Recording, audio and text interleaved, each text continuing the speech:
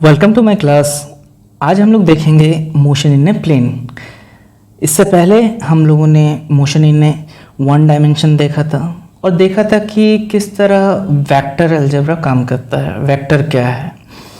आज हम लोग वेक्टर का ही यूज़ करेंगे, उसका फ़ायदा देखेंगे, बेनिफिट देखेंगे और वेक्टर अलजेब्रा यूज़ करके हम लोग देखेंगे कि किस तरह हम लोग मोशन को किसी प्लेन में या फिर टू डायमेंशन में इजीली डिस्क्राइब कर सकते हैं। तो देखते हैं आज के क्लास में हम लोग क्या देखने वाले हैं।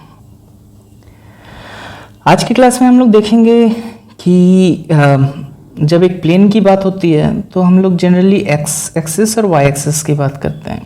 तो इस प्लेन में किस तरह पोजीशन वेक्टर का यूज़ करके हम लोग डिस्प्लेसमेंट निकाल सकते हैं और फिर हम लोग देखेंगे कि एवरेज वेलोसिटी क्या है, इंस्टेंटेनियस वेलोसिटी क्या है, इसका ग्राफिकल रिप्रेजेंटेशन भी हम लोग देखेंगे। फिर हम लोग एक्सेलरेशन को डिस्क्राइब करेंगे, acceleration, instance acceleration, instantaneous acceleration और उसका ग्राफिकल रिप्रेजेंटेशन भी देखने वाले हैं।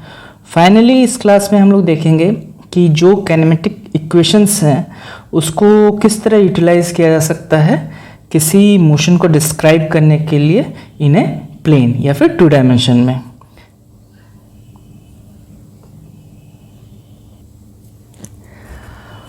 पोजीशन वेक्टर एंड डिस्प्लेसमेंट को देखने के लिए हम लोग एक एग्जांपल लेते हैं। अभी एग्जांपल में अगर यहाँ पे देखा जाए,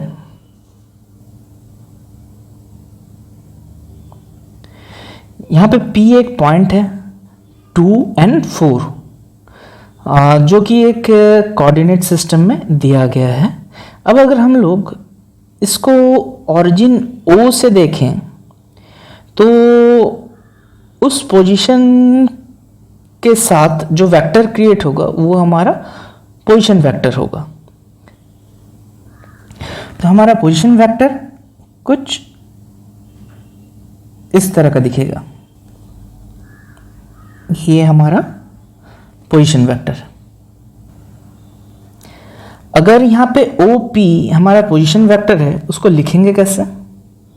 उसको लिखेंगे हम लोग सिंपली, OP हमारा क्या है? पोजीशन वेक्टर जो कि P का पोजीशन को दिखा रहा है। तो इसको अगर हम लोग एक्स वाई एक्सिस में लिखना चाहें तो इसको लिख सकते हैं कुछ इस तरह से, 2i cap plus 4j cap. यहाँ पे i कैप और j कैप जो हैं वो यूनिट वेक्टर्स हैं अलोंग x एक्सिस और अलोंग y एक्सिस। इनके बारे में हम लोगों ने पढ़ा था वेक्टर चैप्टर में। अब अगर ये पॉइंट P जो कि इसका इनिशियल पोजीशन है, वहाँ से ये नए पोजीशन पकड़ लेते हैं कि यहाँ पहुँच गया। इस पॉइंट को हम लोग Q नाम दे सकते हैं। इस Q पॉइंट का कोऑर्डिनेट क्या हो जाएगा? 5 और 2। तो ये अपना एक नया पोजीशन है। इस नए पोजीशन को भी हम लोग as a position vector represent कर सकते हैं। कैसे? देखते हैं। तो हमारा जो नया पोजीशन वेक्टर है वो है OQ, जो कि है position vector for point Q जिसका कोऑर्डिनेट है 5, 2। इसको किस तरह से रिप्रेजेंट कर सकते हैं? इसको रिप्रेजेंट कर सकते हैं हम लोग 5i cap plus 2j cap से। जैसा हम लोगों ने OP को रिप्रेजेंट किया था उसी तरह से हम लोग OQ को भी रिप्रेजेंट कर सकते हैं। अगर हम लोग OP को इनिशियल पोजीशन माने तो इसको रिप्रेजेंट कर सकते हैं RI से। ये RI जो है ये पोजीशन वेक्टर को रिप्रेजेंट कर रहा है यहाँ पे। उसी तरह से अगर OQ को अगर हम लोग फाइनल पोजीशन माने तो यहाँ पे इसको हम लोग RF पोजीशन वेक्टर से डिनोट कर सकते हैं। तो ये ग्राफिकली किस तरह का होगा देखते हैं। अगर हम लोग ग्राफिकली देखें तो ये नया पोजीशन वेक्टर है। जिसको हम लोग यहाँ पे दिखा सकते हैं ऐसे। तो हमारा ये पोजीशन को हम लोग लिख सकते हैं आर, इस वेक्टर को आर एफ लिख रहे हैं हम लोग, इसको हम लोग आर इनिशियल पोजीशन के लिए आर आई लिख रहे हैं। तो इस केस में डिस्प्लेसमेंट क्या होगा? डिस्प्लेसमेंट ऑब्वियसली पोजीशन चेंज हो रहा है पी टू क्यू, तो ये जो पी टू क्यू जो वेक्टर नया बनेगा वो हमारा क्या होगा? Displacement vector.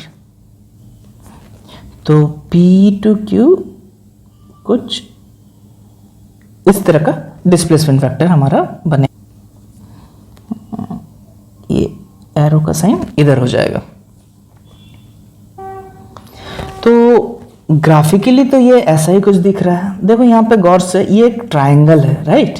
तो इस ट्रायंगल को अगर हम लोग वेक्टर लॉ ऑफ एडिशन से देखें तो ये कुछ इस तरह का दिखता है।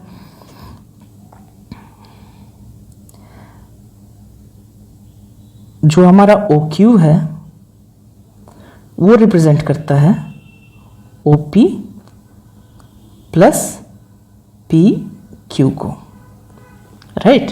ये हमारा कहाँ से है? ट्रायंगल लॉ ऑफ वेक्टर से। इसी में जो है ये जो PQ है, ये PQ ये हमारा क्या है?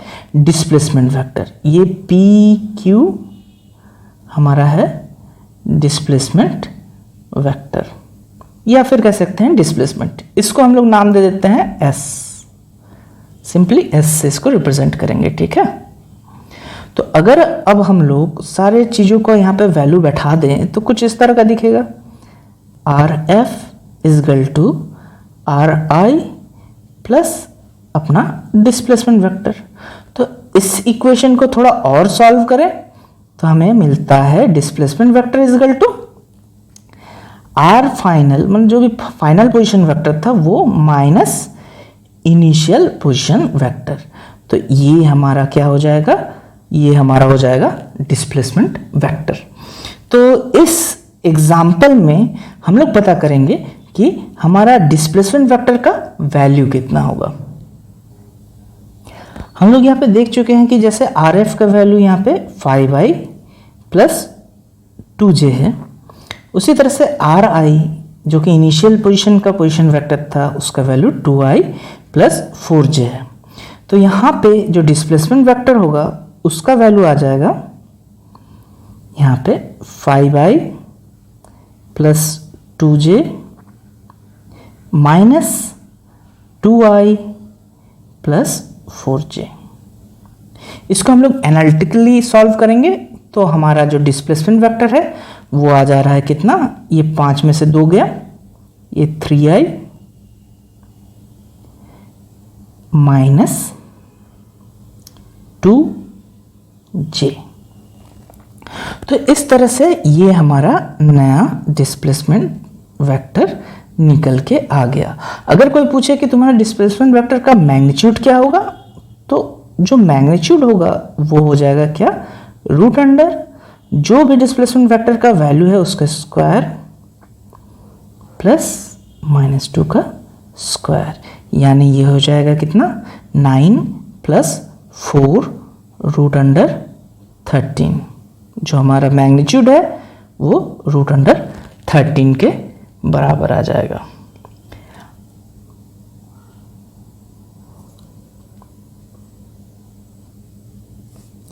जब भी हम लोग वेक्टर को रिप्रेजेंट कर रहे हैं यहाँ पे, तो याद रखें कि ये स्केल किस पे है? स्केल जो है यहाँ पे, देखो यहाँ पे मीटर में है, तो इसको ठीक लिखने का तरीका है यहाँ पे एक मीटर डाल दो, तो कि पता चल सके हमें कि हम लोग किस में कैलकुलेट कर रहे हैं। तो फाइनली जो है डिस्प्लेसमेंट जो है वो भी हमारा मीटर में ही निकलेगा, और जो मैग्नीट्यूड है वो भी हमारा मीटर में ही निकलेगा। अब अगर हम लोग इस कॉन्सेप्ट को जनरलाइज करें तो यहाँ पे देख सकते हैं कि कोई इनिशियल पॉइंट, किसी भी पॉइंट ऑफ टाइम पे जो कि इनिशियल पोजीशन था उसको हम लोग रिप्रेजेंट कर सकते हैं एक्स वाई के फॉर्म में। P जिसको हम लोग रिप्रेजेंट कर रहे हैं एक्स और वाई के कोऑर्डिनेट के टर्म में। अब ये जो ग्रीन कर्व दिख रहा है ये इसका पाथ है, तो किसी टाइम इंटरवल में उसका इनिशियल पोजीशन था P is equal to X Y पे। और वो वहाँ से चल के डिस्प्लेस हो गया अलोंग दिस पाथ, और उसका नया पोजीशन जो है वो किसी और टाइम इंटरवल पे वो आ गया कितना हमारा q, जो कि हम लोग डिनोट कर रहे हैं x1 y1 पे। तो यहाँ पे जो डिस्प्लेसमेंट होगा वो कुछ इस तरह का होगा, यहाँ पे एरो बना देते हैं, ठीक है। तो ये हमारा क्या होगा, डिस्प्लेसमेंट होगा। उसी को हम लोग इसको जनरलाइज कर रहे हैं। अभी हम लोग ने एक एग्जांपल देखा था जहाँ पे नंबर वगैरह डाला हुआ था, तो उसी को हम लोग एक्स वाई के फॉर्म में लिख रहे हैं। तो इसको हम लोग लिख सकते हैं क्या, जो हमारा इनिशियल पोजीशन वेक्टर है उसी को लिखेंगे हम लोग OP, जिसको अभी के लिए हम लोग डिनोट कर रहे हैं RI से, जिसका यहाँ पे वैल्यू क्या हो जाएगा XI प्लस YJ। और इसी तरह से जब वो फाइनल पोजीशन में पहुंचेगा तो हमारा फाइनल पोजीशन वेक्टर क्या है OQ, जिसको हम लोग डिनोट कर रहे हैं RF से, और इसका वैल्यू क्या हो जाएगा X1I प्लस Y1J। तो यहाँ पे जो हमारा डिस्प्लेसमेंट वेक्टर है वो क्या हो जाएगा PQ, जो है हमारा यहाँ पे डिस्प्लेसमेंट वेक्टर होगा, जिसको हम लोग डिनोट कर रहे हैं यहाँ पे S से, जिसका वैल्यू हो जाएगा RF final position vector minus RI initial position vector. इसी को आगे हम लोग लिख सकते हैं कैसे, S equal to XI plus YJ minus X, sorry यहाँ पे थोड़ा सा गड़बड़ हो गया, हम लोग वैल्यू जो है उल्टा बैठा रहे थे, ठीक है। तो फाइनल वेक्टर का जो फाइनल पोजीशन वेक्टर का वैल्यू है वो यहाँ पे X1I1 प्लस Y1J1 यहाँ पे हो गया माइनस XI प्लस YJ। तो यहाँ पे हमारा डिस्प्लेसमेंट वेक्टर क्या आ जाएगा, डिस्प्लेसमेंट वेक्टर आ जाएगा इनिशियल पोजीशन का x coordinate minus final position का सॉरी ये दोनों का कोऑर्डिनेट का difference I plus Y1 minus YJ। तो ये जो है हमारा डिस्प्लेसमेंट वेक्टर होगा। डिस्प्लेसमेंट वेक्टर मतलब ये वाला वेक्टर S, ये रहा हमारा जो OP है, ये हमारा इनिशियल वाला वेक्टर है, इनिशियल पोजीशन वेक्टर, और जो OQ है वो हमारा फाइनल पोजीशन वेक्टर है। तो यहाँ पे हम लोग रिप्रेजेंट कैसे करेंगे, S equal to RF minus RI। Displacement vector को एक स्टेप और सॉल्व करते हैं। यहाँ पे देखो ये जो S है ये क्या है, डिफरेंस ऑफ x एक्सिस का कोऑर्डिनेट का जो डिफरेंस, यानी इसको हम लोग डेल्टा x लिख सकते हैं I, और इसको हम लोग डेल्टा y लिख सकते हैं J। तो ये हमारा फाइनल डिस्प्लेसमेंट वेक्टर निकलेगा। तो डिस्प्लेसमेंट वेक्टर को हम लोग यहाँ ऊपर लिख लेते हैं, जो भी हमारा डिस्प्लेसमेंट वेक्टर है उस इस फॉर्म में निकलेगा, delta x i plus delta Y j. तो इसका फायदा क्या हुआ, ये अलग अलग दो कंपोनेंट में बढ़ गया। अब हम लोग डिस्प्लेसमेंट वेक्टर का ही कॉन्सेप्ट को थोड़ा सा और एक्सटेंड करेंगे एवरेज वेलोसिटी को समझने के लिए, ठीक है। तो समझ लेते हैं कि जो पोजीशन P पे जब था ऑब्जेक्ट तो वो टाइम था t1, और जब वो वहाँ से चल के Q पे पहुँचा जिसका नया कोऑर्डिनेट था x1 y1, ये था टाइम t2 लगा उसको समय। तो जो टाइम इंटरवल लग रहा है P से चल के Q तक पहुँचने में, तो वो टाइम इंटरवल को हम लोग यहाँ पे डेल्टा t से रिप्रेजेंट कर सकते हैं, जिसका वैल्यू हो जाएगा t2 माइनस t1। ये क्या है अपना टाइम इंटरवल। ये टाइम इंटरवल किस चीज का, P से लेके Q तक पहुंचने में जो समय लगा वो है डेल्टा T।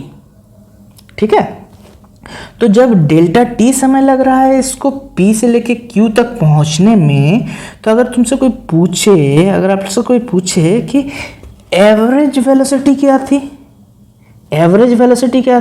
तो एवरेज वेलोसिटी के लिए हम लोग कर सकते हैं, इसको लिख सकते हैं इस तरह से। एवरेज वेलोसिटी भी यहाँ पे वेक्टर क्वांटिटी है, ये एवरेज लिख देंगे यहाँ पे, और देखेंगे कि डिस्प्लेसमेंट क्या है। डिस्प्लेसमेंट जो भी है यहाँ पे उसके नीचे पे एक आ जाएगा डेल्टा T।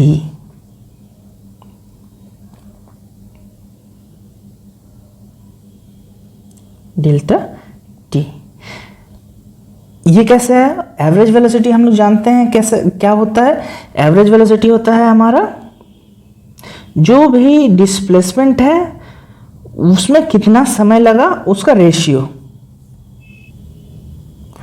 जो भी डिस्प्लेसमेंट हुआ है उसमें कितना समय लगा, इन दोनों डिस्प्लेसमेंट और उस टाइम इंटरवल का रेशियो को हम लोग एवरेज वेलोसिटी के रूप में देखते हैं। तो एवरेज वेलोसिटी का डेफिनेशन क्या होता है? Average velocity is equal to displacement by time interval. अब यहाँ पे हमारा डिस्प्लेसमेंट क्या है? ये s, तो एवरेज वेलोसिटी क्या हो जाएगी? s बाई जो भी टाइम इंटरवल लगा है डेल्टा t। और ये s क्या है? s है delta x i plus delta Y j. तो यहाँ पे अगर हम लोग उसका वैल्यू बैठा दें तो ये हो जाएगा क्या? Delta x i plus delta Y J, और नीचे में आ जाएगा डेल्टा t, जो कि फाइनली हमें ये रिजल्ट देगा। तो ये है हमारा एवरेज वेलोसिटी। एवरेज वेलोसिटी एक वेक्टर क्वांटिटी है यहाँ पे, क्योंकि डिस्प्लेसमेंट के साथ हम लोग इसको निकाल रहे हैं, और डिस्प्लेसमेंट हमारा क्या है? एक वेक्टर क्वांटिटी है। अब अगर आपसे पूछा जाए कि इंस्टेंटेनियस वेलोसिटी क्या होगी यहाँ पे, तो इंस्टेंटेनियस वेलोसिटी हम लोगों को पता है कि जस्ट उस पॉइंट पे जो भी पाथ का कर्व है उस पे हम लोग डिफरेंशिएशन जब करते हैं, उसको डिफरेंशिएट जब करते हैं, तो जो टेंजेंट आता है उसका स्लोप जो होगा वो होगा एग्जैक्ट इंस्टेंटेनियस वेलोसिटी। तो हमारे यहाँ पे इंस्टेंटेनियस वेलोसिटी क्या होगा? इंस्टेंटेनियस वेलोसिटी के लिए हम लोगों को इसका लिमिट लेना पड़ेगा। ठीक है, तो लिमिट कैसे लेते हैं? हम लोगों ने देखा है लास्ट क्लास में कि ये लेने के लिए हम लोग limit delta t tends to 0 करेंगे, और जो भी वेलोसिटी है वो होगा क्या? वो डेल्टा r, जो भी हमारा डिस्प्लेसमेंट वेक्टर है एक्चुअली में वो डिवाइडेड बाय डेल्टा t होगा। इसी को लिखा जाता है हमें dr बाय dt। यहाँ पे हमारा जो r है इसको हम लोग लिखेंगे s, क्योंकि ये हमारा डिस्प्लेसमेंट वेक्टर, इसी को लिखते हैं ds बाय dt।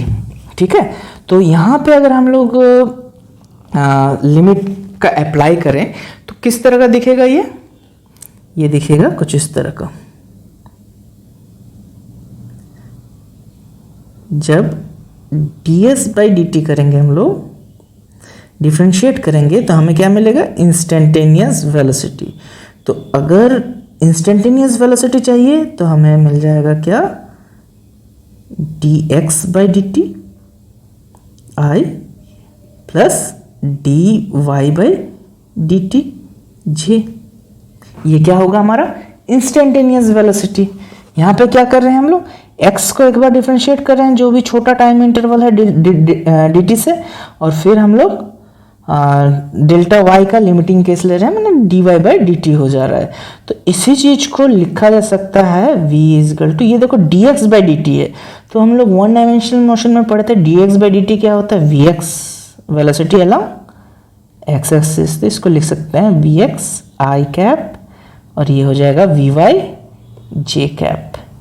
ये हमारा क्या हो जाएगा? Instantaneous velocity. अब हम लोग इसी कॉन्सेप्ट जो भी हम लोग सीखे हैं उसके ऊपर एक प्रॉब्लम करते हैं। एक प्रॉब्लम करने से, वो एग्जांपल देखने से क्लियर हो जाएगा। यहाँ पे प्रॉब्लम कुछ इस तरह का दिया हुआ है कि जो पोजीशन वेक्टर है वो यहाँ पे as a function of time के रेस्पेक्ट में एक पोजीशन वेक्टर दिया हुआ है, और हमें निकालना क्या क्या है, हमें वेलोसिटी निकालना है और एक्सेलरेशन निकालना है। उसके बाद जो है सेकंड पार्ट ऑफ प्रॉब्लम में हमें मैग्नीट्यूड और डायरेक्शन निकालना है वेलोसिटी का, वेलोसिटी वेक्टर का, जब time is equal to 1 second हो। तो यहाँ पे एक हम लोग काम करते हैं कि अलग अलग टाइम पे जो वेलोसिटी का कोऑर्डिनेट क्या होगा, एक्सेलरेशन का कोऑर्डिनेट क्या होगा, पोजीशन का कोऑर्डिनेट क्या होगा, वो पता करेंगे, और उसके बाद फिर देखेंगे कि 1 सेकेंड में क्या उसका मैग्नीट्यूड है और क्या उसका डायरेक्शन है। तो सबसे पहले हमें क्या करना है, हमारे पास जो गिवन है वो देखते हैं। जो गिवन है वो है आर। आर क्या है, हमारा पोजीशन वेक्टर, किस में दिया हुआ है, as a function of time के रेस्पेक्ट में दिया हुआ है। ठीक है, तो यहाँ पे हम लोग इसको लिख देते हैं कुछ इस तरह से। ठीक है, तो अभी अभी हम लोगों ने देखा था कि जो वेलोसिटी निकलेगा, ठीक है, इसको यहाँ पे सॉल्यूशन, यहाँ पे जो वेलोसिटी निकलेगा वो क्या होता है, वो होता है हमारा, ये फंक्शन ऑफ टाइम दिया हुआ है, तो इसको डिफरेंशिएट अगर कर दें, पोजीशन वेक्टर को अगर हम लोग डिफरेंशिएट कर दें विद रिस्पेक्ट टू टाइम, तो हमारे पास जो रिजल्ट आएगा वो क्या होगा, वेलोसिटी होगा। ठीक है, तो हम वेलोसिटी को निकालने के लिए यहाँ पे डिफरेंशिएट कर देते हैं पोजीशन वेक्टर को, position vector d r by d t कर देंगे। तो यहाँ पे डी बाई डी टी और r का वैल्यू यहाँ डाल देते हैं, i cap plus 2t² j cap. तो यहाँ पे जो भी वैल्यू है सब मीटर में निकल रहा है। ठीक है, ये हमारा मीटर में दिया हुआ है। तो यहाँ पे वेलोसिटी का वैल्यू क्या आ जाएगा, वेलोसिटी भी हमारा as a function of time ही आएगा। देखो यहाँ पे ये 3 जो है वो कांस्टेंट है, ये बाहर आ गया, dt बाई dt, वो तो तुम्हारा पहला टर्म जो है 3i आ गया, प्लस 2t² का डिफरेंशिएशन होगा क्या, 2tj। तो इसका डिफरेंशिएट करने पे जो हमारा वेलोसिटी का वेक्टर का वैल्यू आया वो भी टाइम के फंक्शन में आया, जो कि 3i प्लस 2tj के बराबर आया। अब अगर हमें एक्सेलरेशन निकालना है तो हम लोग जानते हैं कि अगर वेलोसिटी को एक और बार डिफरेंशिएट करेंगे तो हमें जो क्वांटिटी मिलता है वो एक्सेलरेशन मिलता है। तो एक्सेलरेशन इज इक्वल टू क्या हो जाएगा, dv बाई dt हो जाएगा, और यहाँ पे v का वैल्यू क्या है, d3i प्लस, सॉरी यहाँ पे जो है ये जो 2 है ये आगे आ जाएगा, एक पहले से है, तो यहाँ पे जो टाइम है 4 होगा। ठीक है, तो ये हो जाएगा 4tj, ठीक है, बाय dt। वेलोसिटी जो हमारा निकला था वो मीटर पर सेकंड में निकलेगा। अब यहाँ पे एक बार और डिफरेंशिएट कर रहे हैं, नीचे में टाइम आ गया तो फिर ये आ जाएगा, सिर्फ ये आगे वाला कांस्टेंट है, ये तो 0 हो जाएगा, पीछे जो है 4j, बस यही टर्म बच रहा है, ये मीटर पर सेकंड स्क्वायर में आ गया। ये हमारा क्या है, एक्सेलरेशन है। तो हमारे पास यहाँ पे अलग अलग वैल्यूज आ चुके हैं। क्या क्या वैल्यूज आए हैं, हमारे पास position vector as a function of time available है, हमारे पास वेलोसिटी भी as a function of time available है, और यहाँ पे अगर हम लोग देखें एक्सेलरेशन जो कि 4j मीटर पर सेकंड स्क्वायर निकला है, ये कांस्टेंट है, इसमें कोई t का टर्म है नहीं कि टाइम के साथ वो बदले, वो टाइम के साथ हमेशा 4j मीटर पर सेकंड स्क्वायर ही रहेगा। तो यहाँ पे कांस्टेंट एक्सेलरेशन मिल रहा है हमें। ठीक है, तो अब एक एक करके देखेंगे कि टाइम इंटरवल के साथ साथ इन तीनों वेक्टर में क्या क्या चेंजेस आ रहा है। हमने क्या किया, हमने किया कि यहाँ पे r का वैल्यू डाल दिया, जो भी निकला था हमें, उसी तरह से v का भी डाल दिया और फिर एक्सेलरेशन का भी डाल दिया। ठीक है, अब हम लोग एक टेबल बनाएंगे। टेबल में हम लोग पहला कॉलम डाल देते हैं t, ये टाइम जो है सेकंड में मिलेगा हमें। उसके बाद हम r वेक्टर जो है उसको डाल देते हैं, ये हमें मीटर में मिलेगा। फिर हम लोग v वेक्टर डाल देते हैं, ये हमें मीटर पर सेकंड में मिलेगा। और लास्ट में एक्सेलरेशन जो है वो मीटर पर सेकंड स्क्वायर के हिसाब से मिलेगा। तो जो भी हमारा एक्सेलरेशन है उसको यहाँ पे डाल देते हैं। एक्सेलरेशन हमारा हमेशा कांस्टेंट ही है। तो जब समय इज इक्वल टू 0 था तब भी एक्सेलरेशन था 4J। जब समय इज इक्वल टू 1 सेकेंड हुआ तब भी एक्सेलरेशन मेरा क्या था 4J। जब एक्सेलरेशन टाइम 2 था 2 सेकेंड पे था तब भी एक्सेलरेशन 4J ही था। जब time r is equal to 0 था तब पोजीशन क्या था, यहाँ पे अगर t का वैल्यू 0 बैठा दो r पे, यहाँ पे बैठा दो तो क्या मिलेगा 0 0, तो ये मिल रहा है क्या 0i प्लस 0j। वेलोसिटी क्या मिलेगा, देखो यहाँ पे सिर्फ 3i बचेगा, j वाला टर्म जो है वो 0 हो जाएगा, ये टर्म 0 हो जाएगा जब वेलोसिटी पे t इज इक्वल टू 0 बैठाएंगे। इसी तरह से जब हम लोग नेक्स्ट 1 सेकेंड पे आएंगे तो ये r का वैल्यू क्या हो जाएगा 3i प्लस 2j, और वेलोसिटी का वैल्यू क्या हो जाएगा 3i plus 4j। Time is equal to 2 पे ये पहला टर्म हो जाएगा तुम्हारा 6i प्लस 2 स्क्वायर 4 8j, और वेलोसिटी का टर्म क्या हो जाएगा 3i प्लस यहाँ पे 2 बैठा दो 40 की जगह पे तो ये हो जाएगा 8j। तो हमें इस तरह से टेबल में सारा डेटा मिल गया है। ठीक है, अब इसको ग्राफिकली अगर रिप्रेजेंट करना चाहें तो कैसे करेंगे, तो ग्राफिकली देखते हैं। टाइम इज इक्वल टू 0 पे पकड़ लेते हैं ऑरिजिन, 0 0 क्या है ऑरिजिन, तो पहला पोजीशन हमारा यहाँ पे था, ये हमारा पहला पोजीशन है, ये 0 0। ठीक है, उसके बाद क्या हुआ, जब time is equal to 1 second बाद ऑब्जेक्ट कहाँ पहुंचा 3 2 कोऑर्डिनेट पे पहुंच गया, तो इधर से i पे 3 इधर से 2 तो यहाँ पहुंच गया। ये हमारा टाइम इज इक्वल टू 1 पे ये कुछ इस तरह दिखेगा, इसका ये नया पोजीशन है, इसका वैल्यू 3 2 है। उसके बाद जो है जब टाइम इज इक्वल टू 2 पे हमारा जो पोजीशन है वो चेंज होकर 6 8 पे चला गया, तो देखो यहाँ पे ये 6 है और 8 एकदम ऊपर में है यहाँ पे, ये हमारा फिर से नया पोजीशन 6 8। तो इन टाइम के साथ साथ पोजीशन जो है यहाँ से लेके ओरिजिन से लेके 3 2 से 6 8 तक ट्रांसफर हो रहा है। ये पहले सेकंड जब t इक्वल टू 0 था यहाँ पे पहला सेकंड के बाद यहाँ पे, दूसरा सेकंड के बाद यहाँ पे, तो इस तरह से ये पोजीशन अपना चेंज कर रहा है। अब अगर वेलोसिटी वेक्टर को रिप्रेजेंट करना चाहें तो कैसे करेंगे, वेलोसिटी वेक्टर को भी हम लोग इजीली रिप्रेजेंट कर सकते हैं। वो कैसे, देखो यहाँ पे जब t इक्वल टू जब 0 था तो v का वैल्यू 3i था, मतलब क्या ये 1 2 3, तो ये था हमारा पहला।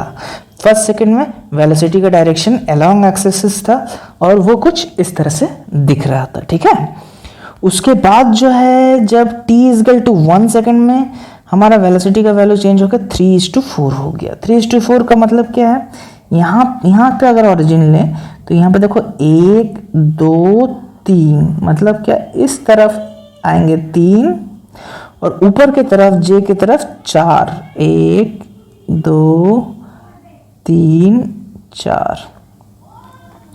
तो ये जो हमारा लाइन बनेगा ये वाला वेक्टर ये दिखाएगा हमारा वेलोसिटी वेक्टर को। ये रहा हमारा वेलोसिटी वेक्टर विद डायरेक्शन और मैग्नीट्यूड के साथ। ठीक है, अब अगर हम लोग t इक्वल टू 2 पे जाएं, जब पोजीशन जो है 6 8 पे है तो उस पोजीशन पे क्या होगा वो जरा देखते हैं। तो यहाँ पे जाके 1 2 3 यहाँ पे आ गए और ऊपर की तरफ जो है स्क्रीन से बाहर निकल जा रहा है, कहीं पे जाके जो भी पॉइंट मिलेगा 8 वाला वहाँ पे जाके हमें एक लाइन ज्वाइन करनी पड़ेगी जो कुछ वेलोसिटी का डायरेक्शन कुछ इस तरह से ऊपर की तरफ चला जाएगा, ठीक है। ऊपर की तरफ जाके जहाँ पे ज्वाइन होगा वो हमारा वेलोसिटी का डायरेक्शन हो जाएगा और वो मैग्नीट्यूड के साथ होगा। तो इस तरह से हमारा वेलोसिटी जो है चेंज कर रहा है। अब अगर हम लोग एक्सेलरेशन को रिप्रेजेंट करना चाहें तो कैसे करेंगे?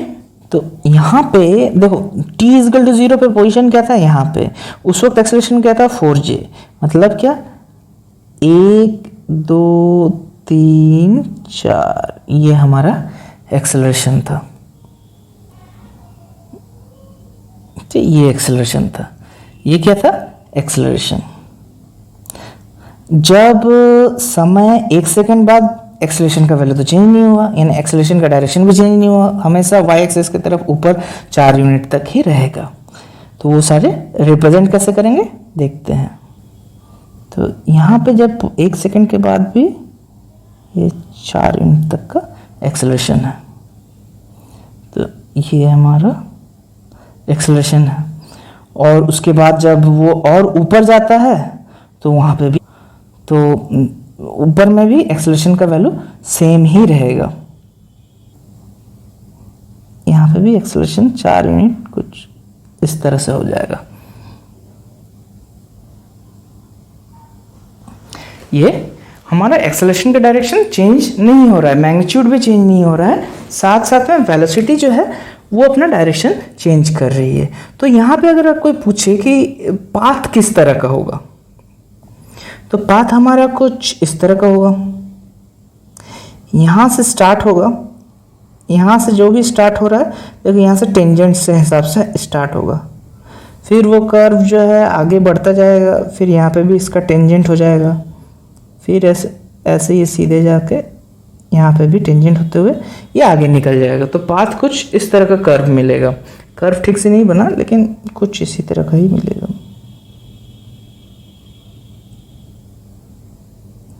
ये जो है पाथ जो है यहाँ से भी टेंजेंट बनाता हुआ ऊपर की तरफ चला जाएगा।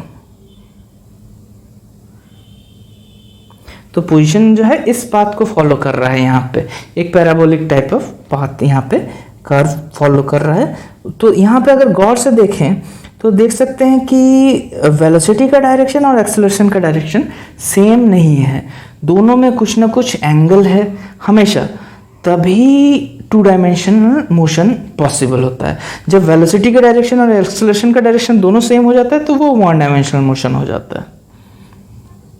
तो ये कॉन्सेप्ट हमें याद रखना पड़ेगा। तो यहाँ पे हमारा पहला पार्ट का क्वेश्चन क्या था,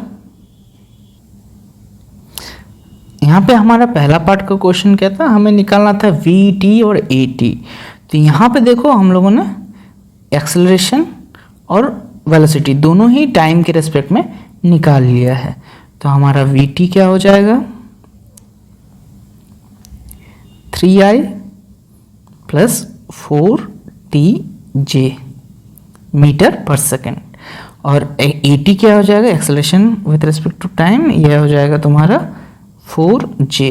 तो इससे हम पता चलता है कि ये कांस्टेंट एक्सेलरेशन वाला मोशन है। तो ये दोनों ही हमारा निकल चुका है। अब हमारा जो नेक्स्ट क्वेश्चन है वो क्या है, वो है कि मैग्नीट्यूड और direction of VT at t is equal to 1 second. तो यानी क्या है, हमें v इजकल ये 1 सेकेंड में क्या है वो निकालना है। तो t का वैल्यू 1 सेकेंड पे क्या हो जाएगा 3I plus 4J metre per second. तो ये v 1 सेकेंड पे अगर इतना आया तो इसका मैग्नीट्यूड कैसे निकालेंगे, इसका मैग्नीट्यूड हम लोग कुछ इस तरह से निकालेंगे। v का मैग्नीट्यूड 1 सेकेंड में रूट अंडर, इसको थोड़ा जगह बनाते हैं ऊपर, यहीं पे इसको डिलीट करके यहीं पे जगह बना के कर लेते हैं इसका। तो ये हमारा मैग्नीट्यूड जो है 1 सेकेंड के बाद जो है वो आ जाएगा क्या रूट अंडर 3 का स्क्वायर प्लस 4 का स्क्वायर। तो ये 9, 16, 25 यानी 5 मीटर पर सेकेंड स्क्वायर। तो ये 5 मीटर का आंसर आ गया। अब यहाँ पे क्या है, डायरेक्शन भी पूछ रहा है। तो अगर डायरेक्शन भी पूछ रहा है तो डायरेक्शन भी हम लोग निकाल सकते हैं। तो डायरेक्शन के लिए हम लोग क्या करेंगे, टेन थीटा, जो भी स्लोप है, ये जो यहाँ पे जो वेलोसिटी दिख रहा है, यहाँ पे जो वेलोसिटी दिख रहा है, ये वाला वेलोसिटी, ये 1 सेकेंड वाला वेलोसिटी है, v1 है, ठीक है। तो ये वेलोसिटी का स्लोप मतलब क्या, ये जो थीटा है ये हमें निकालना पड़ेगा। तो उसका फॉर्मूला हम लोग जानते हैं क्या होता है। तो सेम चीज़ का फॉर्मूला हम लोगों ने जब टेन थीटा स्लोप निकाल रहे थे तो निकाला था। क्या होता है, अगर मानो कि यहाँ पे कोई vector a is equal to axi प्लस ay j रहे, तो यहाँ पे टेन थीटा इजगल टू होता है ay बाई ax। तो यहाँ पे देखो क्या है, यहाँ पे है 3i प्लस 4j, यानी टेन थीटा इजगल टू हो जाएगा 4/3। तो थीटा इजगल टू हो जाएगा टेन इनवर्स 4/3। अब शायद इसका वैल्यू 53 डिग्री होता है। तो थीटा का टेन इनवर्स 4/3 का वैल्यू जो है वो डिग्री में 53 डिग्री हो जाएगा, यानी एक्स एक्सिस के साथ वेलोसिटी 53 डिग्री का एंगल बनाएगी। तो इस तरह से हम लोगों ने मैग्नीट्यूड भी निकाल लिया और डायरेक्शन भी निकाल लिया।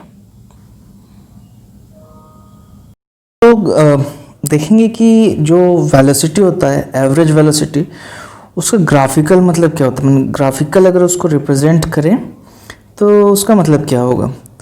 यहाँ पे एक XY प्लेन दिया हुआ है, जहाँ पे ये जो येलो कलर का जो कर्व है ये ऑब्जेक्ट का पाथ है। जो ऑब्जेक्ट एक पोजीशन से दूसरे पोजीशन में टाइम के साथ जो चेंजेस आ रहा है वो पाथ यहाँ पे दिया हुआ है।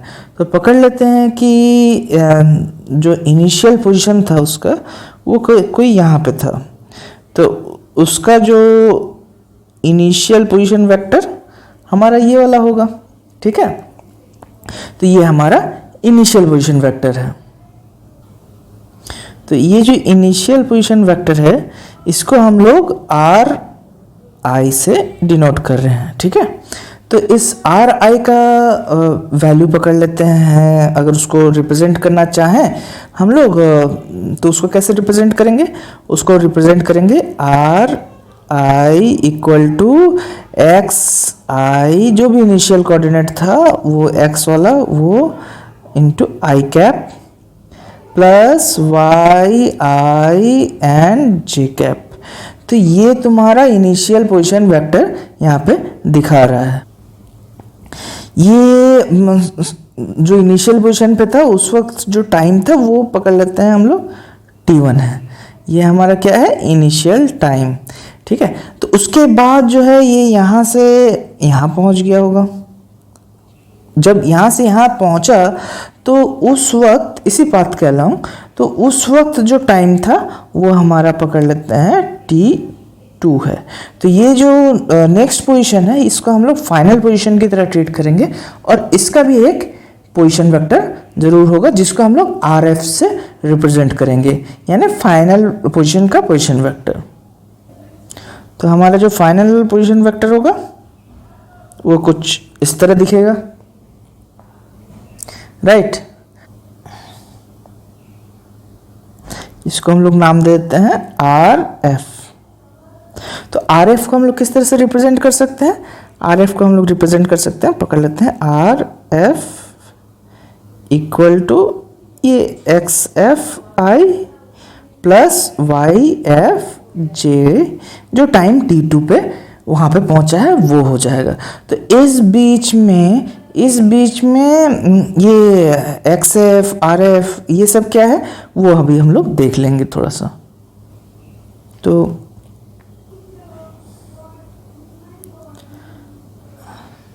यहाँ पे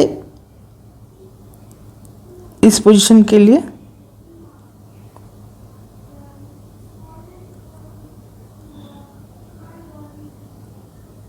ये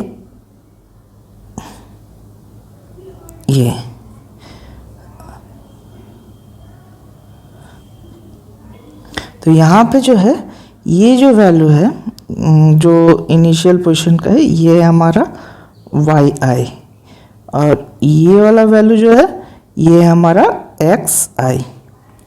ठीक है, उसी तरह से जो फाइनल पोजीशन बन रहा है उसका जो एक्स एफ वाला वैल्यू है वो यहाँ से लेके ये वाला वैल्यू जो होगा ये एक्स एफ होगा, और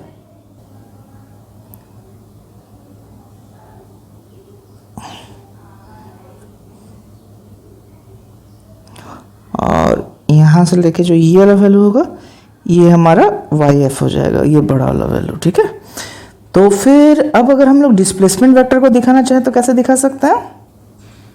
तो जो हमारा डिस्प्लेसमेंट वेक्टर है वो यहाँ से लेके यहाँ तक, ये हमारा जो है छोटा सा, ये हमारा डिस्प्लेसमेंट वेक्टर है। तो ये जो छोटा सा वेक्टर दिख रहा है ये हमारा डिस्प्लेसमेंट वेक्टर है। इसको हम लोग बाहर लिख देते हैं, इसको डेल्टा आर लिख लेते हैं। ठीक है, ये हमारा क्या है, छोटा सा डिस्प्लेसमेंट वेक्टर है। तो ये जो डिस्प्लेसमेंट वेक्टर है उसको कैसे रिप्रेजेंट कर सकते हैं? डेल्टा आर को रिप्रेजेंट कर सकते हैं आर एफ माइनस आर आई से। तो इसी को हम लोग लिख सकते हैं, ये जो ऊपर में दो इक्वेशंस है आर एफ और आर आई का, उसका वैल्यू अगर यहाँ पुट कर दें तो x f minus x i i cap plus y f minus y i j cap. तो यहाँ पे ज़रा गौर करो। ठीक है, ये जो डिस्टेंस है ये है हमारा क्या, ये है x f minus y f minus y i, और ये जो हमें मिल रहा है ये है x f minus x i. तो हम लोग एक काम करते हैं, इसको लिखते हैं डेल्टा एक्स और इसको लिखते हैं डेल्टा वाई। तो यहाँ पे हमारा जो डेल्टा आर निकल के आ रहा है वो डेल्टा आर क्या निकल के आ रहा है, अगर वैल्यू यहाँ पे डाल देते हैं तो delta x i plus delta Y जे, ये हमारा क्या हो गया, डिस्प्लेसमेंट वेक्टर आ गया। ठीक है, अगर यहाँ पे एवरेज वेलोसिटी के बारे में पूछा जाए तो एवरेज वेलोसिटी क्या हो जाएगा? एवरेज वेलोसिटी हमारा हो जाता है जो भी डिस्प्लेसमेंट हुआ है यहाँ से यहाँ तक, उसमें जितना भी टाइम इंटरवल लगा है उससे हम लोग उसका रेशियो लेते हैं तो हमें एवरेज वेलोसिटी मिल जाता है। तो एवरेज वेलोसिटी यहाँ पे हम लोग इसको अगर ए वी जी के हिसाब से दिखाए तो ये हो जाएगा क्या, डेल्टा आर जो है ऊपर में जो वैल्यू आया है वो, और टाइम जितना लगा है, टाइम यहाँ पे लगा है डेल्टा टी जो कि बराबर है T2 माइनस T1 के, तो ये हो जाएगा डेल्टा टी। तो ये जो हमारा वैल्यू है ये हो जाएगा क्या, एवरेज वेलोसिटी। इस एवरेज वेलोसिटी को हम लोग इस तरह से भी रिप्रेजेंट कर सकते हैं, delta X by delta T I cap plus delta Y by delta T J cap. अब जरा गौर से देखो, ये दो जो एवरेज वेलोसिटी है दो कंपोनेंट में बढ़ गया है। तो यहाँ पे जो पहला कंपोनेंट है उसको हम लोग डेल्टा वी एक्स के नाम से दे देते हैं, एक नाम दे दिए, और ये डेल्टा वी वाई के नाम से दे दिए। तो ये हमारा क्या हो गया, एवरेज वेलोसिटी। तो इस तरह से इसको एवरेज वेलोसिटी को हम लोग ग्राफिकली रिप्रेजेंट कर सकते हैं। अब अगर हमें पूछा जाए कि ग्राफिकली किस तरह से इंस्टेंटेनियस वेलोसिटी को रिप्रेजेंट करेंगे, तो इंस्टेंटेनियस वेलोसिटी के लिए हम देखेंगे कि एवरेज वेलोसिटी के लिए जो कर्व पाथ में दो पॉइंट पूरी तरह से डिस्टिंग्विश दिए हुए थे, तो हम लोग उस दो पॉइंट के बीच में जो भी डिस्प्लेसमेंट हो रहा था उसका जो हम लोग स्लोप निकाल रहे थे, तो फाइनली हमें जो वेलोसिटी मिल रही थी तो उसी के डायरेक्शन में हमें एवरेज वेलोसिटी मिल जा रही थी। लेकिन यहाँ पे जब इंस्टेंटेनियस पॉइंट की बात होती है तो हमें उस कर्व के अलोंग जो टेंजेंट होता है उसका डायरेक्शन निकालना रहता है, उसका स्लोप निकालना रहता है, तो उसके लिए हम लोग कैलकुलस यूज़ करते हैं। तो यहाँ पे वो क्या होगा, तो उसमें क्या होगा कि जो डेल्टा टी जो टाइम है उसका हमें उसको जीरो की तरफ में बहुत ही छोटा करते जाना होगा, लिमिटिंग केस लेना होगा। तो उसके लिए क्या हो जाएगा, हमारा इंस्टेंटेनियस वेलोसिटी जो हो जाएगा वो हो जाएगा limit delta T tends to 0, यहाँ पे हो जाएगा delta R by delta T, जहाँ पे डेल्टा टी को छोटा से छोटा करते जाना है। तो यहाँ पे देखो हम लोग जो डेल्टा आर थोड़ी देर पहले निकाले थे वो वही है, लेकिन हम लोग क्या कर रहे हैं, उसका जो वैल्यू है, जो टाइम इंटरवल है, उसको छोटा करते जा रहे हैं। जैसे जैसे टाइम इंटरवल छोटा होता जाएगा, ये डिस्प्लेसमेंट का वैल्यू भी छोटा होता जाएगा। तो उसका स्लोप जो है जब बिल्कुल एक दूसरे के साथ ओवरलैप कर जाएगा, ये जो दो वेक्टर्स हैं, फाइनल पोजिशन वेक्टर और इनिशियल पोजिशन वेक्टर, जब दोनों एक दूसरे के साथ ओवरलैप कर जाएगा तो जो स्लोप है वो अलोंग द टेंजेंट आ जाएगा। तो वही होगा हमारा क्या, वेलोसिटी का डायरेक्शन। जो इंस्टेंटेनियस वेलोसिटी होगा उसका डायरेक्शन इस पॉइंट पे क्या होगा, अलोंग द टेंजेंट हमें मिलेगा। जो भी कर्व है, जो भी पाथ का कर्व है, उसके अलोंग द टेंजेंट मिलेगा। तो इसी को लिखा जाता है D r by d T. यहाँ पे आर जो है हमारा क्या है, डिस्प्लेसमेंट वेक्टर है। यहाँ पे जो r को हम लोग डिस्प्लेसमेंट वेक्टर की तरह लिख रहे हैं, तो r को हम लोग यहाँ पे एज ए जेनरिक इक्वेशन के हिसाब से इसको s भी लिख सकते हो, डिस्प्लेसमेंट वेक्टर भी लिख सकते हो, ठीक है। तो यहाँ पे s को तुम किस चीज से रिप्रेजेंट कर सकते हो, इसको रिप्रेजेंट कर सकते हो x i plus Y j से, जब 2 डायमेंशन की बात हो रही है। तो यही सेम चीज जो है ये कुछ इस तरह से लिखा जाएगा, dx by dt i plus dy by dt j। यहाँ पर dx क्या है, x के अलोंग में वेलोसिटी का कंपोनेंट मिल गया हमें dx बाई dt, और y एक्सिस के अलोंग में क्या मिलेगा कंपोनेंट, dy बाई dt। तो हमारे पास जो वेलोसिटी का वैल्यू आएगा वो कुछ इस तरह से दिखेगा, vxi प्लस vy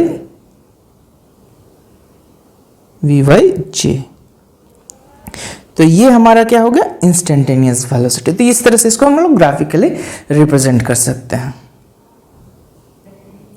जैसा कि अभी हम लोगों ने देखा कि इंस्टेंटेनियस वेलोसिटी क्या होती है, इसको रिप्रेजेंट कर सकते हैं हम लोग v equal to v x i plus v y j से, जो कि यहाँ पे रिप्रेजेंट किया हुआ है। ये येलो वाला जो कर्व है वो पाथ है, और इस पाथ के अलोंग जो टेंजेंट डायरेक्शन में ये वेलोसिटी दी हुई है, ठीक है। मान लो कि ये टेंजेंट डायरेक्शन में, इस डायरेक्शन में वेलोसिटी, इंस्टेंटेनियस वेलोसिटी वहाँ पे वो है।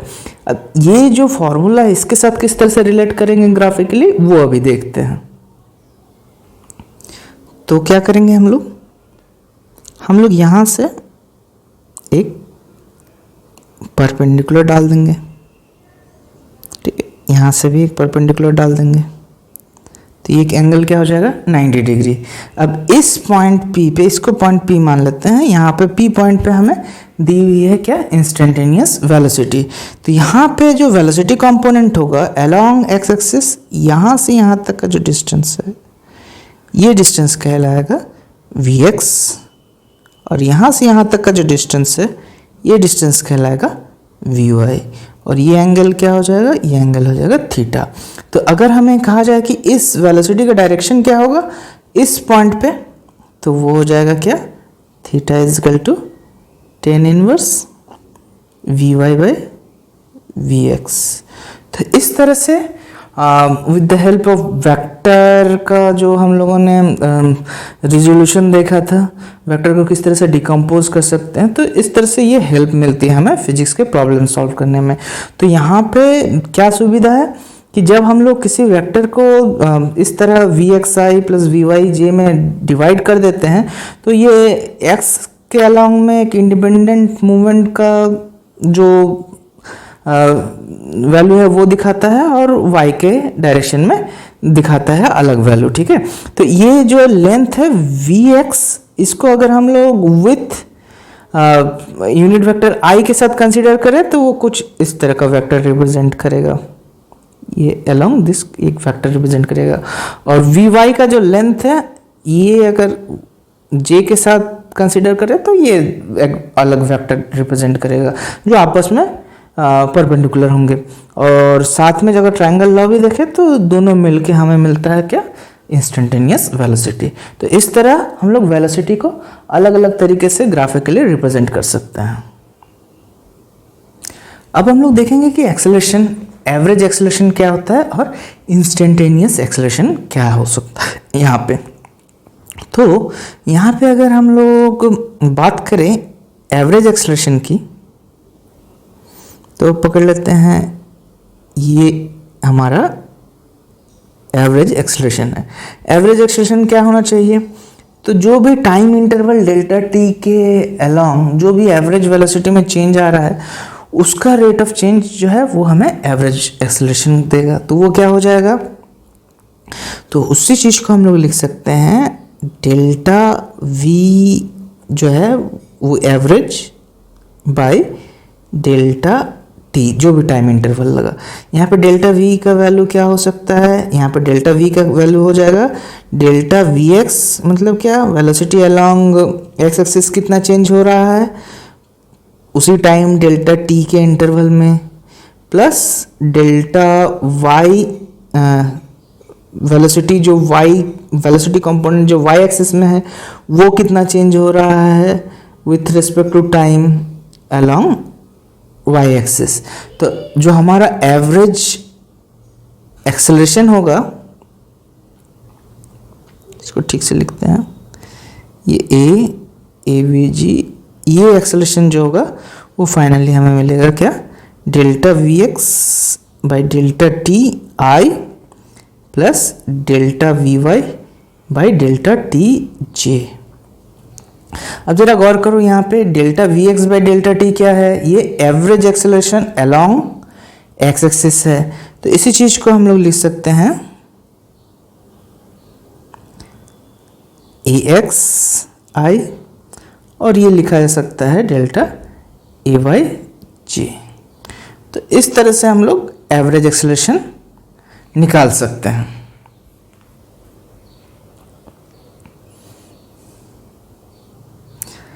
अब अगर हम लोग बात करते हैं इंस्टेंटेनियस एक्सेलरेशन की, तो इंस्टेंटेनियस एक्सेलरेशन क्या होगा? लिमिटिंग केस हो जाएगा। तो लिमिटिंग केस का मतलब क्या होगा? ये जो नीचे जो डेल्टा टी है उसको छोटा करते जाएंगे तो हमारा जो एवरेज वैल्यू जो है घटते घटते कर्व के पॉइंट तक पहुंच जाएगा। तो उसको हम लोग लिख सकते हैं क्या? इसको ऐसे ही लिखते हैं जैसे limit delta T tends to 0, ये हो जाएगा delta V by delta T. इसी को लिखा जाता है D velocity vector by D T. ये हम लोग इस तरह से रिप्रेजेंट कर सकते हैं। तो ये जो चीज़ है, ये इसको और आगे अगर हम लोग लिखना चाहें तो v का वैल्यू यहाँ पे बैठा देंगे। तो v का वैल्यू क्या हो जाएगा? v का वैल्यू हो जाएगा v x i plus v y j. तो ये जो पूरा चीज़ है इसको एक लाइन और लिख लेते हैं यहाँ पे, ये हो जाएगा d by d t v x i plus d v y by d t j. तो इसको हम लोग इंस्टेंटेनियस को लिख सकते हैं a equal to acceleration along x axis, जो भी इंस्टेंटेनियस एक्सिस के साथ है, और अलोंग वाई एक्सिस। यहाँ पे इसको ये मैग्नीट्यूड है क्योंकि यहाँ पे सिर्फ आई और जे जो है यूनिट वेक्टर के साथ ए एक्स और ए वाई को ले रहे हैं, तो इसमें ऊपर में वेक्टर साइन लगाना नहीं चाहिए। तो इस तरह से ये हमारा क्या आ जाएगा? Instantaneous acceleration. अब आगे देखेंगे हम लोग इसको ग्राफिकली कैसे एक्सप्लेन कर सकते हैं, मैंने ग्राफिकल रिप्रेजेंटेशन कैसा होगा। अभी हम लोग पहला ग्राफ जो देख रहे हैं ये वाला, इस ग्राफ में, ठीक है, इस ग्राफ में अगर देखा जाए गौर से तो ये जो पाथ है ये दिया हुआ है यहाँ पे। तो पाथ अगर दिया हुआ है तो यहाँ पे अगर इसको एक वेलोसिटी मान लेते हैं जो v है, और यहाँ पे एक पॉइंट ऑफ टाइम में वेलोसिटी उसका चेंज होके v डैश हो गया, ठीक है। तो ये जो चेंज इन वेलोसिटी हम लोग कैसे निकालेंगे? तो चेंज इन वेलोसिटी निकालने के लिए हम लोग देख सकते हैं कि हम लोग वेक्टर का अलजेब्रा का यूज़ कर सकते हैं और उससे हम लोग change in velocity with time निकाल सकते हैं। तो पकड़ लेते हैं कि ये जो है ये हमारा v था और ये हमारा अगर v डैश है, ठीक है। इन दो वेक्टर को अगर हम लोग को सब्ट्रैक्ट करना है तो चेंज इन वेलोसिटी क्या हो जाएगा, चेंज इन वेलोसिटी जो है वो अगर डेल्टा v की तरह डेल्टा v से अगर रिप्रेजेंट करें तो वो डेल्टा v का वैल्यू जो है वो हो जाएगा, जो फाइनल वेलोसिटी है v डैश माइनस v के बराबर होगा। तो जरा गौर करो यहाँ पे, ये क्या है अपना, ये है v और ये है v डैश। तो इसमें अगर हम लोग को डेल्टा v निकालना रहे तो हम लोग क्या कर सकते हैं,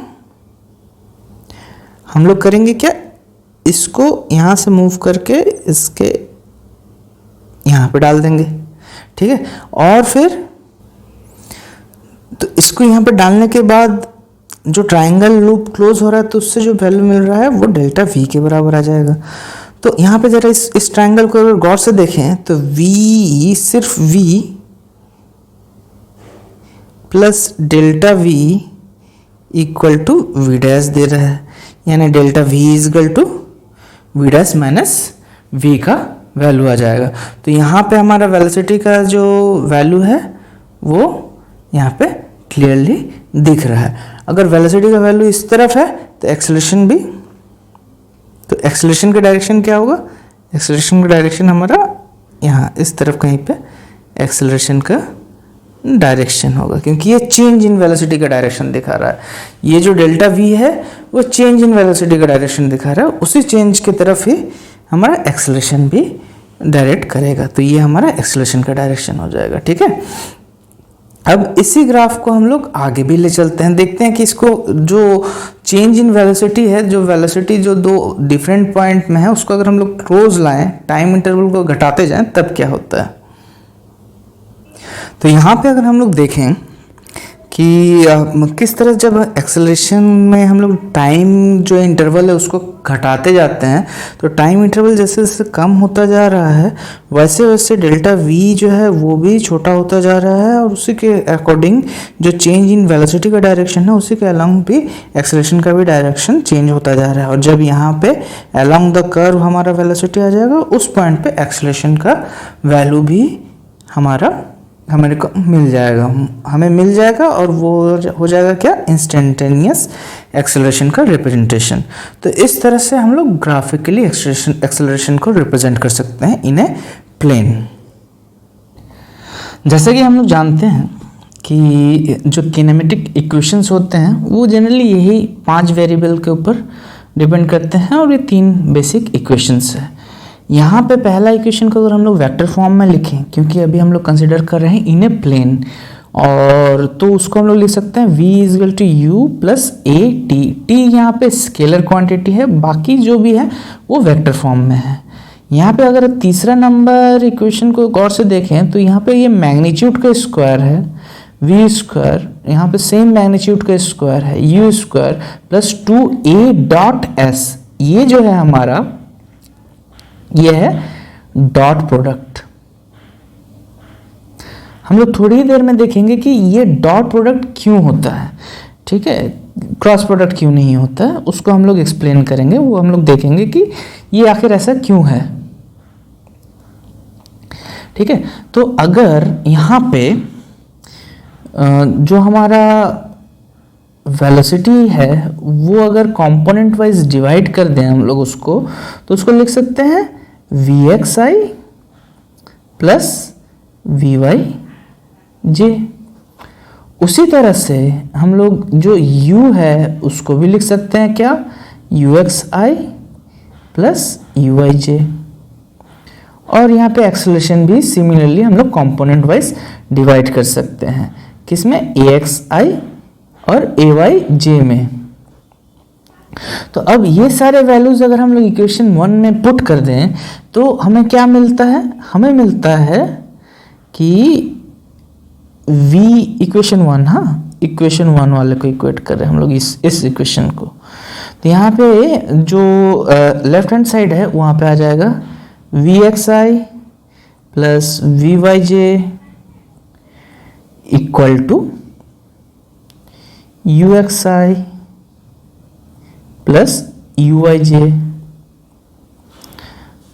प्लस ए का वैल्यू आ जाएगा ए X I A Y J और यहाँ पे टी।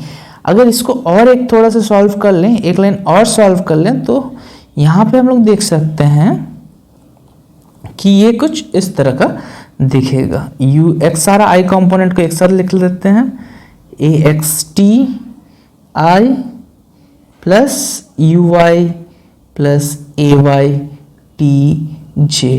तो इसको अगर गौर से देखें तो यहाँ पे वी एक्स जो है, जो कि एक्स के अलोंग में है, उसका वैल्यू कुछ इस तरह का आ रहा है,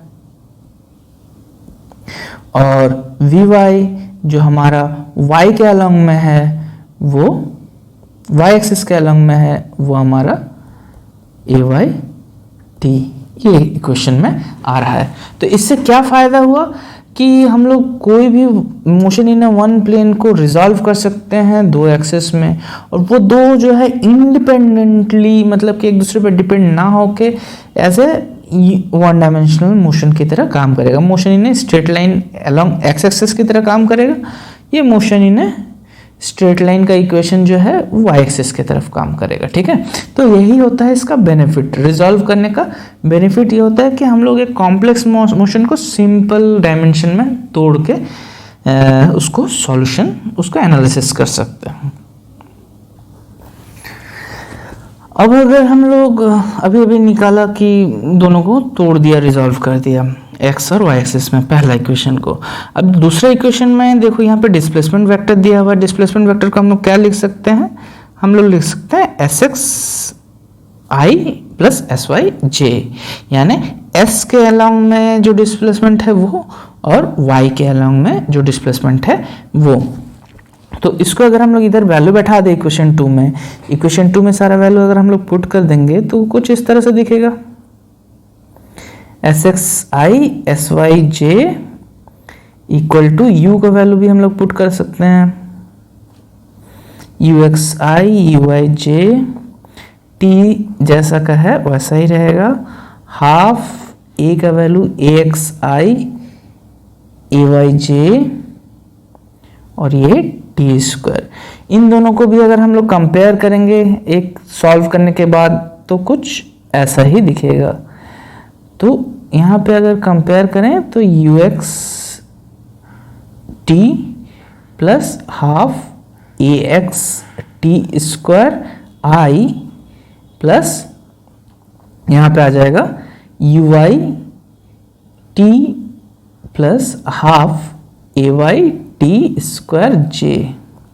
तो यहाँ पे अगर देखो एस एक्स का वैल्यू करीब करीब ये आ रहा है और एस वाई का वैल्यू ये आ रहा है, ये भी हमारा कंपोनेंट अलोंग एक्स एक्सिस और वाई एक्सिस में टूट गया है, रिजॉल्व हो गया है। तो उसका जो हम लोग मोशन का डिस्क्रिप्शन करेंगे या फिर इक्वेशन सॉल्व करेंगे तो आसान पड़ जाता है, क्योंकि वो एज ए इंडिपेंडेंट इक्वेशन जो कि एक स्ट्रेट लाइन में होता है उसकी तरह ही बिहेव करेगा। तो यहाँ पे लिख लेते हैं एस एक्स इजगल टू हमारा आ गया है क्या, U x T plus half ए एक्स टी स्क्वायर, और एस वाई इजगल टू आ गया है U Y T plus half ए वाई टी स्क्वायर। ठीक है, तो इस तरह से हम लोग इक्वेशंस को तोड़ सकते हैं। अब जो है वो फाइनल इक्वेशन, इक्वेशन नंबर 3 को देखते हैं। 3 को देखने से पहले हम लोग देखते हैं कि जो एक थ्योरी है कि जो भी काइनेटिक एनर्जी में चेंज आ रहा है वो इक्वल टू होता है वर्क डन। ये हम लोग चैप्टर 7 में पढ़ेंगे। ठीक है, अभी के लिए बस इतना समझ के रखते हैं, जो भी काइनेटिक एनर्जी में चेंज आ रहा है वो होता है वर्क डन। और पकड़ लेते हैं कि किसी का इनिशियल वेलोसिटी u था और उसका फाइनल वेलोसिटी v है, और उस ऑब्जेक्ट का मास जो है वो स्मॉल m है। तो उस केस में चेंज इन काइनेटिक एनर्जी को हम लोग रिप्रेजेंट कर सकते हैं half m v square, final वाला एनर्जी, फाइनल काइनेटिक एनर्जी, और जो भी इनिशियल काइनेटिक एनर्जी था वो दोनों का difference equal to work done. Work done का होता है जो भी फोर्स लग रहा है वो डॉट जो भी डिस्प्लेसमेंट उससे जनरेट हुआ है s। तो यहाँ पे अगर गौर करो तो ये हो जाता है हाफ m, अगर कॉमन ले लें यहाँ पे तो ये हो जाता है V square minus U square, और इधर f का वैल्यू अगर हम लोग m एक्सेलरेशन a डाल दें डॉट s, ऐसा कुछ आएगा। तो यहाँ से अगर m को हटा दें तो यही इक्वेशन से हमारा आ जाता है क्या, V square minus U square is equal to 2a dot s। यहाँ पे वर्क डन का जो डेफिनेशन है वो जो चैप्टर 7 में हम लोग देखेंगे कि वो वर्क डन जो होता है वो डॉट प्रोडक्ट होता है। तो यहीं से जो ओरिजिन है इस इक्वेशन का वो यहाँ से है। तो जहाँ ओरिजिन में जैसा डॉट प्रोडक्ट था इसीलिए यहाँ पे V square is equal to U square plus 2a dot s आया है। यहाँ पे गौर करें कि ये जो वी स्क्वायर और यू स्क्वायर है ये मैग्नीट्यूड है, यह वेक्टर नहीं है, इसीलिए यहाँ पे मॉड में लिखा हुआ है। तो इससे ओरिजिन समझ में आ गया कि डॉट प्रोडक्ट यहाँ पे क्यों है। ठीक है, अब देखते हैं कि इसको किस तरह से हम लोग रिजॉल्व कर सकते हैं। तो इसको लिखेंगे v डॉट v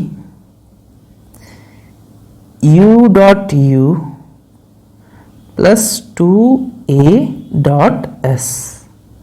इक्वेशन को एक बार लिखने के बाद हम लोग सारा वैल्यू एक एक करके पुट करते हैं। ठीक है, तो v का वैल्यू हो जाएगा यहाँ पे vxi plus vyj dot vxi plus vyj, ये हो जाएगा uxi plus uyj dot uxi uyj plus 2axi ayj cap, और ये हो जाएगा डॉट sxi प्लस syj। अब यहाँ पे डॉट प्रोडक्ट का कॉन्सेप्ट आ गया। तो हमें याद है कि i dot i is equal to जो भी i डॉट i आता है वो 1 के बराबर होता है, बाकी सब 0 हो जाता है। तो यहाँ पे अगर लेफ्ट हैंड साइड में देखें तो सिर्फ ये कंपोनेंट और ये कंपोनेंट का प्रोडक्ट बचेगा, मतलब क्या, ये बचेगा और ये बचेगा, बाकी तो i j के साथ जो कॉम्बिनेशन है वो तो 0 हो जाएगा। तो हमारा लेफ्ट हैंड साइड में आ जाएगा vx square plus vy square. उसी तरह से जब ux के साथ i डॉट i आएगा तो वो ux स्क्वायर हो जाएगा, i dot i is equal to 1 होता है, और uy स्क्वायर हो जाएगा, j dot j is equal to भी 1 होता है, बाकी जो है वो 0 हो जाएगा कंपोनेंट। अब जरा इधर वाले चीज पे गौर करेंगे, 2 बाहर ही रहेगा अभी के लिए, ax sx i dot i, ये वाला कंपोनेंट इसके साथ जब मल्टीप्लाई होकर वो बचेगा, और ay sy बचेगा, और j डॉट j का वैल्यू 1 होता है, बाकी कंपोनेंट 0 हो जाएगा। तो यहाँ पे जो हमारे पास इक्वेशन है वो कुछ इस तरह का है, 2ax sx plus 2ay sy।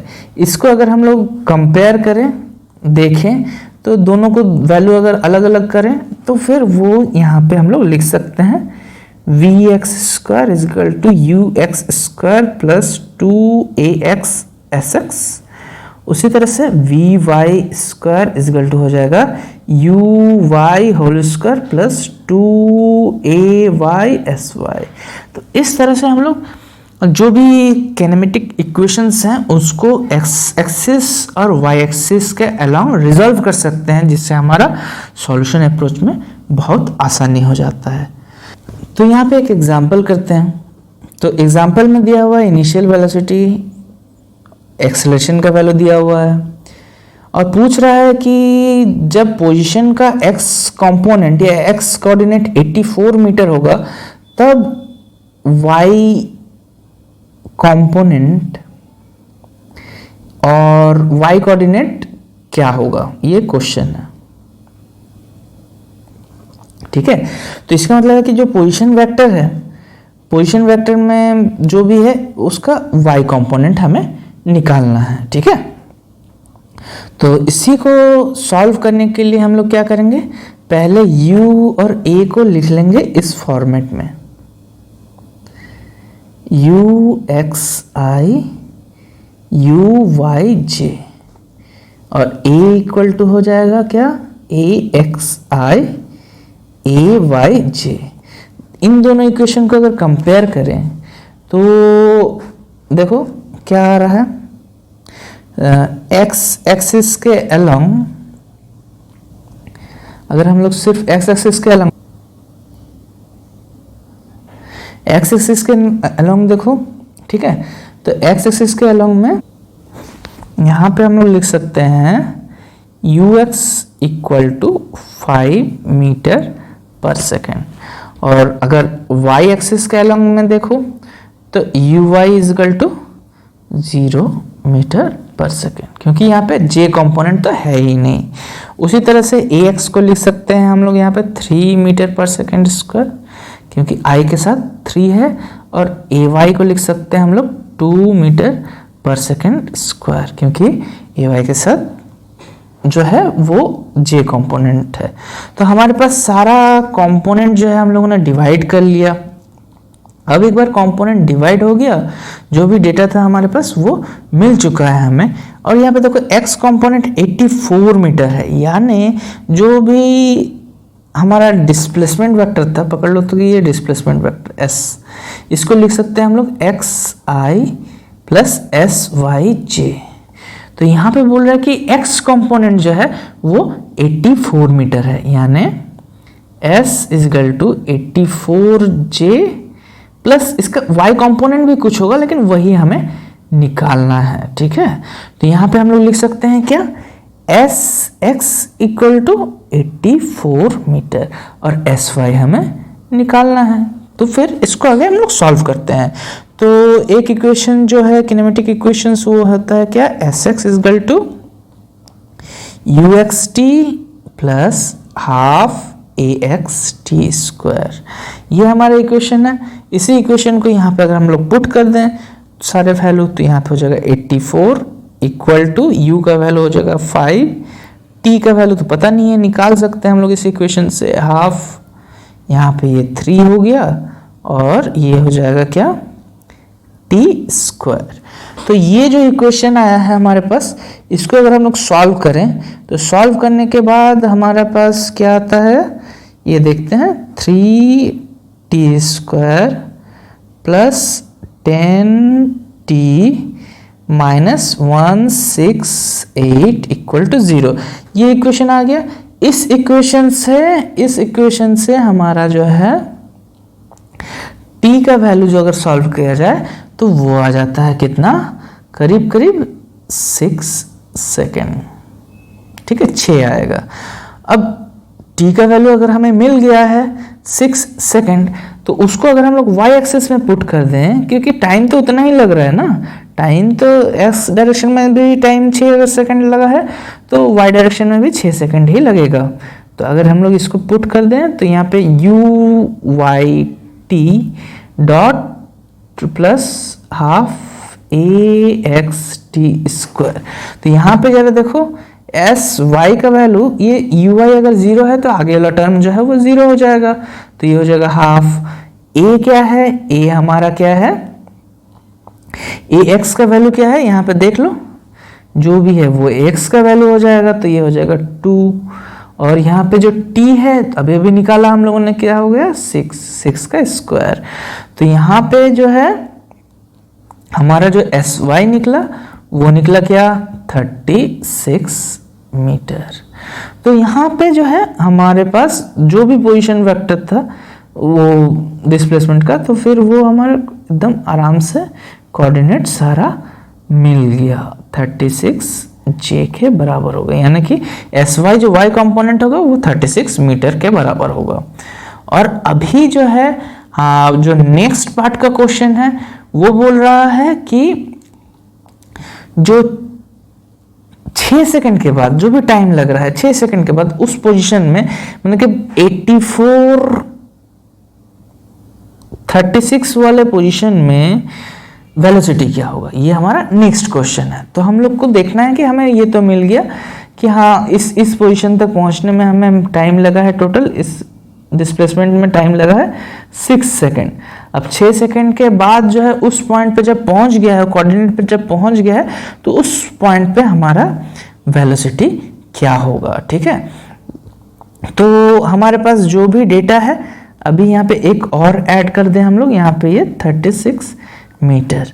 यहाँ पे देखो हम लोगों के पास अब थोड़ा ज़्यादा डेटा मिल चुका है और टाइम भी हमें पता चल चुका है कि टाइम का वैल्यू 6, यहाँ पे t इक्वल टू भी 6 सेकंड है। और हमें निकालना क्या है अब हमें निकालना है v, यानी vxi और vyj निकालना है। तो vx का वैल्यू क्या हो जाएगा, vx का वैल्यू हो जाएगा यहाँ पे, इसको अगर हम लोग लिखें vx equal to ux plus axt। तो यहाँ पे ux क्या है 5, ठीक है, ax क्या है 3, t क्या है 6 सेकंड। तो यहाँ पे vx का वैल्यू क्या हो जाएगा 18 और 5 23, vx इक्वल टू 23 मीटर पर सेकंड। तो यहाँ पे अगर हम लोग वैल्यू बैठाते जाएं तो v इक्वल टू हो जाएगा 23i।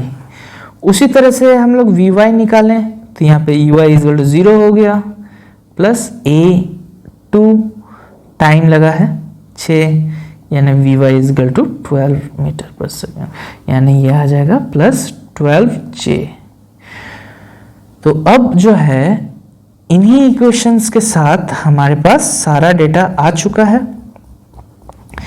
तो अगर वेलोसिटी का वैल्यू हमें पता चल गया है, वेक्टर वैल्यू पता चल गया है, तो उसको सॉल्व करना इजी हो जाता है।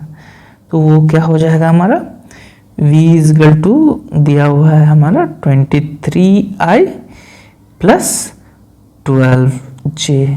अगर ये मीटर पर सेकंड, तो ये अगर दिया हुआ है तो इसका मैग्नीट्यूड क्या हो जाएगा, इसका मैग्नीट्यूड हो जाएगा √23 whole square plus 12 whole square.